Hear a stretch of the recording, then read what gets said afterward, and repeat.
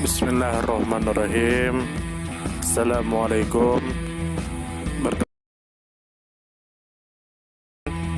Semoga kita baik-baik saja dan semoga kita masuk surga. Amin. Benarkah mertuanya Nabi Musa adalah Nabi Syuaib? Ada 4 keterangan dalam Al-Quran terkait nama kota Madian dan perjalanan Musa alaihi salam. Pertama, Allah menyebutkan bahwa daerah yang didatangi Nabi Musa ketika beliau melarikan diri dari kejaran pasukan Fir'aun bernama Madian. Allah berfirman yang artinya, tatkala dia, Musa, menuju negeri Madian ia berdoa, lagi, mudah-mudahan Tuhanku memimpinku ke jalan yang benar. Dan tatkala ia sampai di sumber air negeri Madian ia menjumpai di sana sekumpulan orang yang sedang meminumkan ternaknya, dan ia menjumpai di belakang orang banyak itu, 2 orang wanita yang sedang menghambat ternaknya. Musa berkata, apakah maksudmu dengan berbuat begitu? Kedua wanita itu menjawab, kami tidak dapat meminumkan ternak kami, sebelum pengembala-pengembala itu memulangkan ternaknya, sedang bapak kami adalah orang tua yang telah lanjut umurnya. Quran Surah Al-Qasas, 22-23. Kedua, tidak ada keterangan bahwa orang tua yang menikahkan Musa dengan putrinya bernama Syuaib. Dalam Al-Quran, Allah menyebutnya dengan Syaikhun Kabir, orang yang sudah tua.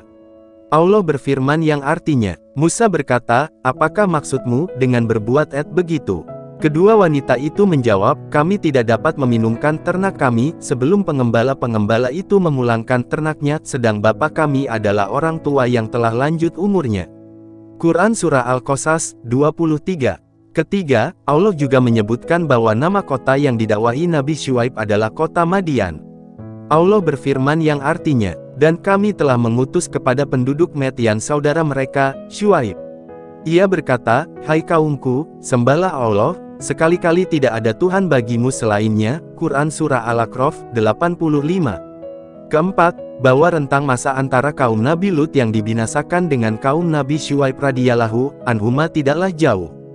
Karena itu, ketika Syuaib mengingatkan kaumnya, beliau ingatkan akan azab yang menimpa kaum Lut.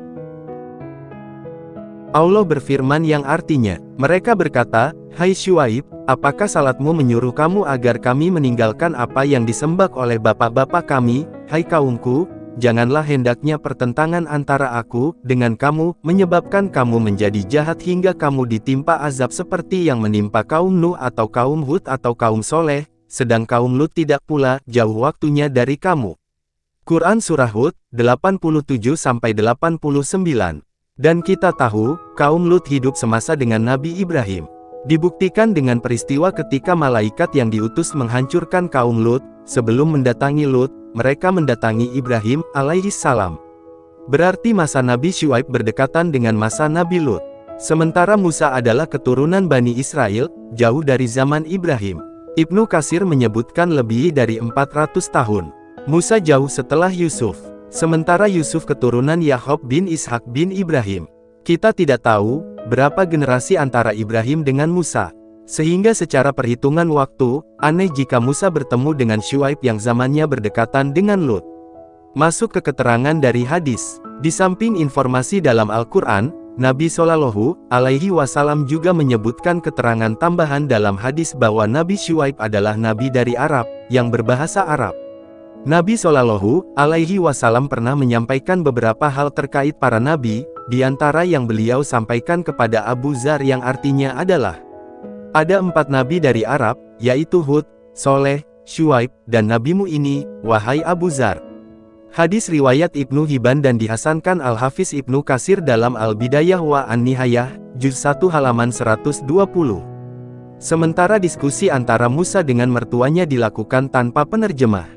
Seperti yang Allah sebutkan di surat Al-Qasas yang artinya, berkatalah dia, orang tua Madian, sesungguhnya aku bermaksud menikahkan kamu dengan salah seorang dari kedua anakku ini, atas dasar bahwa kamu bekerja denganku 8 tahun dan jika kamu cukupkan 10 tahun maka itu adalah suatu kebaikan dari kamu, maka aku tidak hendak memberati kamu. Dan kamu insya Allah akan mendapatiku termasuk orang-orang yang baik. Dia, Musa, berkata, itulah perjanjian antara aku dan kamu. Mana saja dari kedua waktu yang ditentukan itu aku sempurnakan, maka tidak ada tuntutan tambahan atas diriku lagi. Dan Allah adalah saksi atas apa yang kita ucapkan. Quran Surah Al-Qasas, 27-28. Ayat di atas menceritakan percakapan antara Musa dengan mertuanya soal mahar pernikahan, dan mereka lakukan tanpa penerjemah.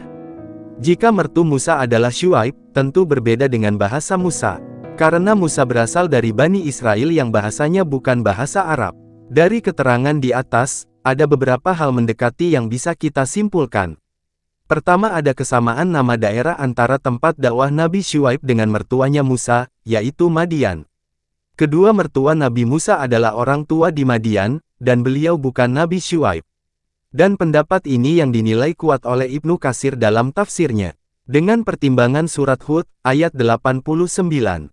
Tafsir Ibnu Katsir, jilid 6 halaman 228-229. Terima kasih banyak. Mohon maaf jika ada salah. Semoga kita masuk surga. Semoga kita semua disehatkan badan, dilancarkan rezeki, dikabulkan segala hajat. Terima kasih banyak. Sampai bertemu di pertemuan selanjutnya.